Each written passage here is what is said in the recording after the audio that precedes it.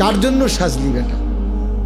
কি এর পাউডার লাগাইছো? কিসের চুলের ফ্যাশন করছো? কে দেখে তোমাদের এই চুল চেহারা? তোমার সমবয়সী কিছু অসৎ বন্ধু ছাড়া, তোমার সময় না তোমার লগে ঘুরে গাড়ে এরকম কিছু ফালতু ছেলে ছাড়া তোমার চুল চেহারার প্রশংসা কোনো ভদ্রলোক, কোনো ইমানদার জীবনে করছি না। তোমার বিবেক থাকলে কও। একটা ছেলে বলো পৃথিবীর কোন সভ্য মানুষ, ভদ্র মানুষ, যে বাবা তোমার এই চুল দেখে মনে হইতেছে তুমি একটা নেককার ছেলে, তোমার চেহারা দেখে মনে হইতেছে তুমি একটা ভালো বংশের ছেলে। তাইলে তোমার এই অসৎ চেহারা তো তুমি তোমার বাপকে অপমান করলা। কিরে তুই কোন ঘরের পুত্রে, তোর দেখতে ফুটটা ঘরের মতো লাগে।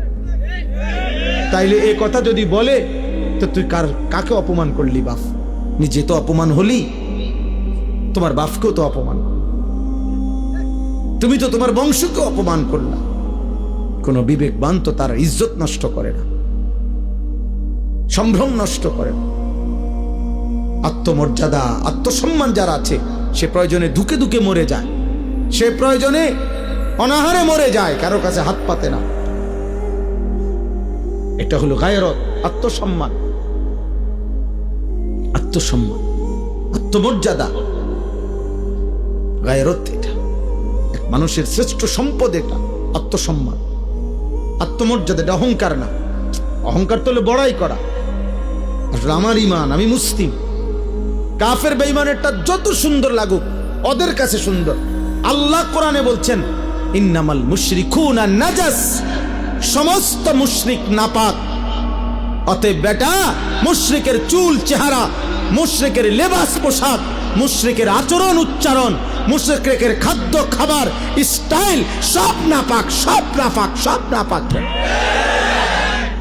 স্টাইল দেখাস বেটা, তুই কোথায় পড়ালেখা করছ বেটা? আহাম্মক, কোন বেঈমানের মতো চুল রাখছ বেটা? কি পড়ালেখা করলি বেটা? কি গোড়ার ঘাস পড়লি? কলেজে তো আমরাও পড়ছি বেটা। আমিও তো কুমিল্লা ভিক্টোরিয়া কলেজের ছাত্র, আমি তো কুমিল্লা ভিক্টোরিয়া কলেজ থেকে মাস্টার্স পাস করছি। সার্টিফিকেট দেখবা, চলো আমার লগে। আত্মসম্মান থাকবে না? আমি মুসলমান, আমার বাবা মুসলমান, আমার চুল কেন হবে বেঈমানের মতো?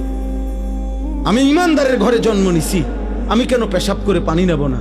তুমি কুকুর, তুমি হাইওয়ান, তুমি জানোয়ার, তুমি কা পেশাব করে পানি নাও না? তুমি কোনোদিন কুত্তা দেখো না? তুমি দেখো না কুত্তা পেশাব করে পানি নেয় না? তুমি দেখো না কুত্তা কোনোদিন টয়লেট পেপার ব্যবহার করে না? তোমার মধ্যে এতটুকু বিবেক থাকবে তো, কিন্তু আমি কিতা?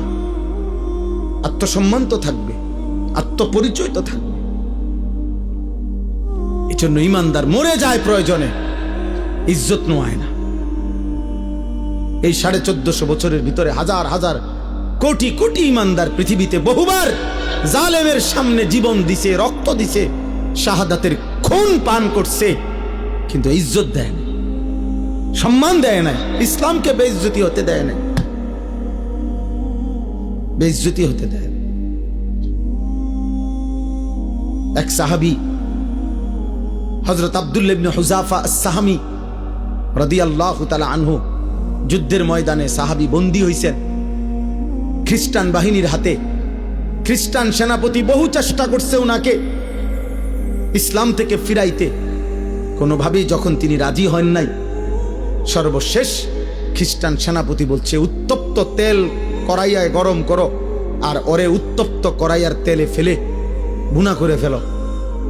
যখন ওনাকে উত্তপ্ত তেলের কড়াইয়ার সামনে আনছে, উনি তখন কাঁদতেছিলেন। সেনাপতি তখন ডাক দিয়ে বলছে, কিরে বেটা এখন কাঁদিস কেন? আমি না তোকে বলছি আমাদের খ্রিস্টান ধর্ম গ্রহণ কর, এখন আবার মৃত্যুর সময় কাঁদো কেন?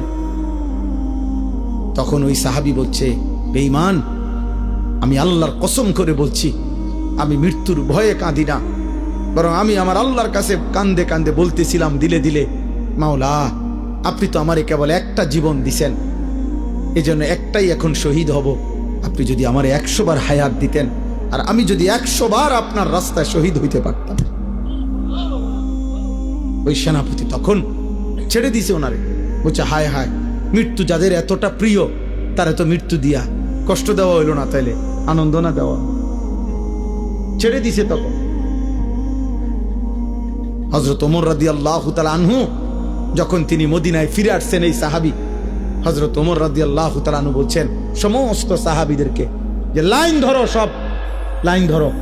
লাইন ধরে বলছে সর্বপ্রথম আমি ওমর খলিফাতুল মুসলিমিন তার কপালে চুমা দেব, আর তোমরা ভাই সিরিয়াল সবাই মুহাম্মদ আরবির এই সৈনিক এই সাহাবীকে তোমরা সবাই কপালে চুমা দিবা।